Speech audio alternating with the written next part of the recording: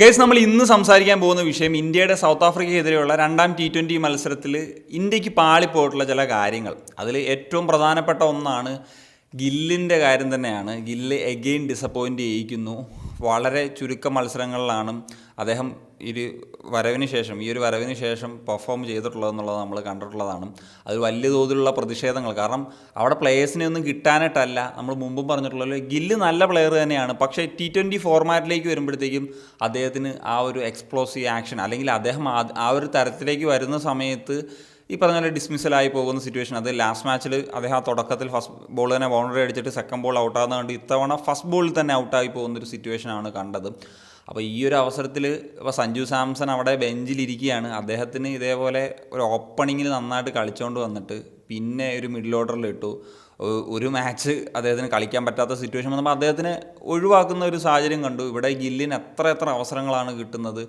Again അത് സത്യം പറഞ്ഞു കഴിഞ്ഞാൽ ഈ ഒരു ടീമിൻ്റെ ഒരു അനുയോജ്യനായിട്ടുള്ളൊരു പ്ലെയർ ആണോ എന്ന് ചോദിച്ചു കഴിഞ്ഞാൽ വലിയൊരു ചോദ്യം നിലനിൽക്കുന്നു. അത് നമ്മൾ മുമ്പും സംസാരിച്ചിട്ടുള്ളതാണ്. പിന്നെ സൂര്യകുമാർ എന്ന് പറയുന്നൊരു ക്യാപ്റ്റൻ്റെ കാര്യം, അദ്ദേഹത്തെ പറ്റി നമുക്ക് ഡീറ്റെയിൽ ആയിട്ട് ഇപ്പോൾ ഈ ഗില്ലിൻ്റെ സംസാരിച്ചതുപോലെ ഒരു വീഡിയോയിൽ തന്നെ സംസാരിക്കാമെന്നുള്ളതാണ് തോന്നുന്നത്. അവിടെയും ഒരു പാളിച്ച പറ്റിയിട്ടുണ്ട്. കാരണം അദ്ദേഹം നിരന്തരമായിട്ട് ഡിസപ്പോയിൻ്റ് ചെയ്തുകൊണ്ടിരിക്കുകയാണ്. അദ്ദേഹത്തിൻ്റെ ഒരു ബാറ്റർ എന്ന നിലയിൽ, ക്യാപ്റ്റൻ എന്ന നിലയിലാണെങ്കിൽ നമുക്ക് ഓക്കെ, പക്ഷേ ബാറ്റർ എന്ന നിലയിൽ കൂടി പെർഫോം ചെയ്യുക എന്ന് പറയുന്നത് ഒരു അനിവാര്യത തന്നെയാണ്. പിന്നെ കഴിഞ്ഞൊരു മത്സരത്തിൽ ഒരു വലിയ സ്കോർ നമുക്ക് വേണം, 10+ ആണ് നമ്മുടെ ഒരു റെക്കോർഡ് റൺ റേറ്റ് ആയിട്ട് ഉണ്ടായിരുന്നത്. അപ്പം അത് ചേസ് ചെയ്ത് വരുന്ന സമയത്ത് ആദ്യ ഓവറിൽ തന്നെ വിക്കറ്റ് നഷ്ടമാകുന്നു. ഗില്ലിൻ്റെ വിക്കറ്റ് നഷ്ടമാകുമ്പോൾ അക്സർ പട്ടേലിനെയാണ് ആ റോളിലേക്ക് കൊണ്ടുവരുന്നത്. അത് എത്രമാത്രം ഒരു ശരിയായിട്ടുള്ള തീരുമാനമാണ് എന്നുള്ളത് നമുക്ക് ചിന്തിക്കേണ്ടിയിരിക്കുന്നു. കാരണം എന്ന് വെച്ച് കഴിഞ്ഞാൽ ഇപ്പം ഒരു ലോ സ്കോറിങ് ഗെയിം അല്ലെങ്കിൽ അങ്ങനത്തെ ഒരു ചേസാണ് നമ്മൾ ഉണ്ടാകുന്നതെങ്കിൽ നമുക്ക് പറയാം അക്സർ പട്ടേലിനെ വെച്ചിട്ട് മാക്സിമം ബോൾസ് ഫേസ് ചെയ്തിട്ട് അവിടെ ആദ്യം വിക്കറ്റ് പോകുന്നൊരു സാഹചര്യത്തിൽ ആ ഒരു സ്റ്റെബിലിറ്റിക്ക് വേണ്ടിയിട്ട് നമുക്ക് അങ്ങനെ ചെയ്തു എന്ന് പറയാം. പക്ഷേ ഈ പറഞ്ഞ പോലെ 200+ റൺസ് എടുക്കേണ്ട ഒക്കെ ഒരു സാഹചര്യത്തിൽ നിൽക്കുമ്പോഴത്തേക്കും അക്സർ വന്നു. അക്സർ എങ്ങനെയാണ് കളിക്കുമ്പോൾ സൂര്യകുമാറൊക്കെ അതിനെപ്പറ്റി പറഞ്ഞത് ഒരു ലോങ് ഇതിൽ കളിക്കാൻ പറ്റിയുള്ള പ്ലെയറാണ്, ആ തരത്തിലാണ് അദ്ദേഹത്തെ കൊണ്ടുവന്നത്, promote ചെയ്തതെന്നുള്ളതാണ്.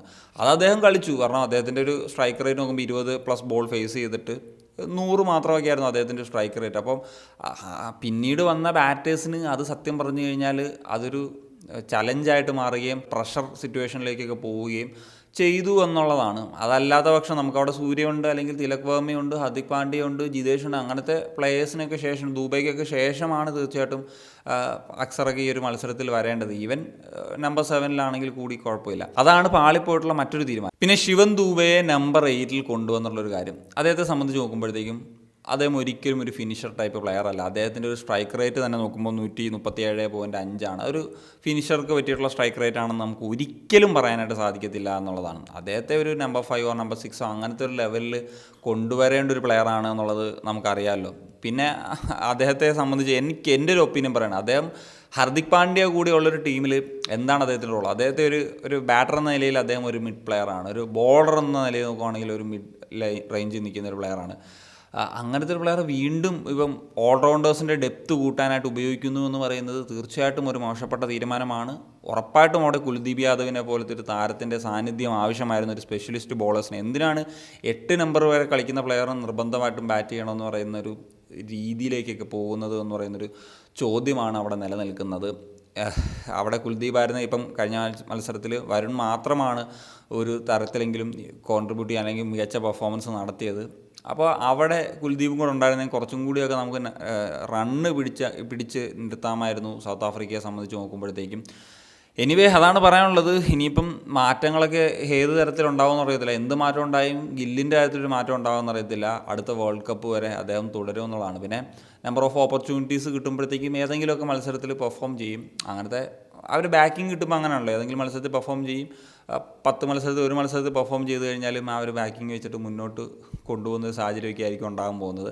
So that's it guys. അപ്പോൾ ഇത്രയൊക്കെയാണ് ഈ ഒരു വിഷയത്തിൽ പറയാനുള്ളത്. നിങ്ങളൊപ്പം സ്വീകരിക്കാൻ മിഷൻ സനി ഓഫ്.